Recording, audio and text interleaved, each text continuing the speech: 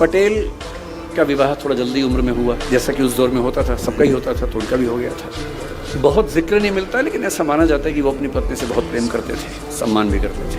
उनकी पत्नी को तबीयत खराब हुई, कुछ इन्फेक्शन हुआ, मुंबई लेके गए 1908 में।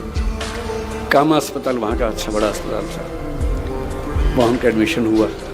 डॉक्टर ने कहा कुछ दिन दवाइयाँ देंगे, ठीक हो जाएंगी तो सर्जरी करनी पड़ सकती है, लेकिन कुछ दिन दवाइयों पे चलेगा। दवाइयाँ होने लगी, कुछ ठीक होने लगी। इतने में आनंद से एक जानकारी आई कि उनका एक परिचित, उसके ऊपर सरकार ने हत्या का मुकदमा लगा दिया है।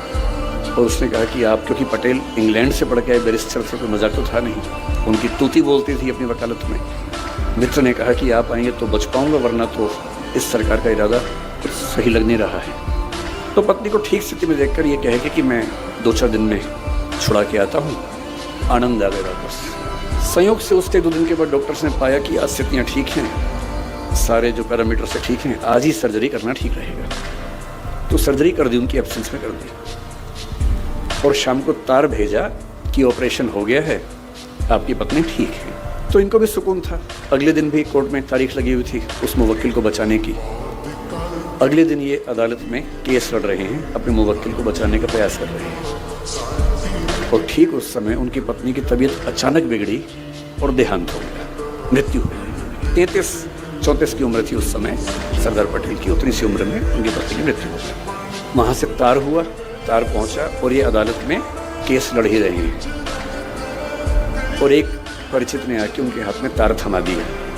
और उस समय वो अपने दोस्त को बचाने के लिए दूसरे पक्ष के गवाह का क्रॉस एग्जामिनेशन कर रहे हैं। तार पढ़ा, तार में लिखा है कि आपकी पत्नी की मृत्यु हो गई है। लगभग वही स्थिति है।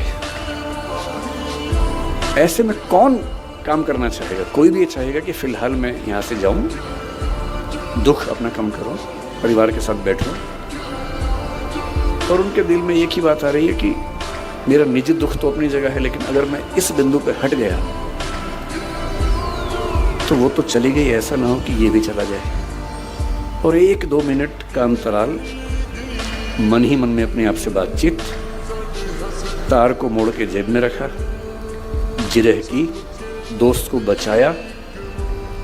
और कार्यवाही खत्म होने के बाद दोस्त ने पूछा क्या तार आया था। और तब पहली बार किसी को पता लगा कितनी बड़ी बात हो गई।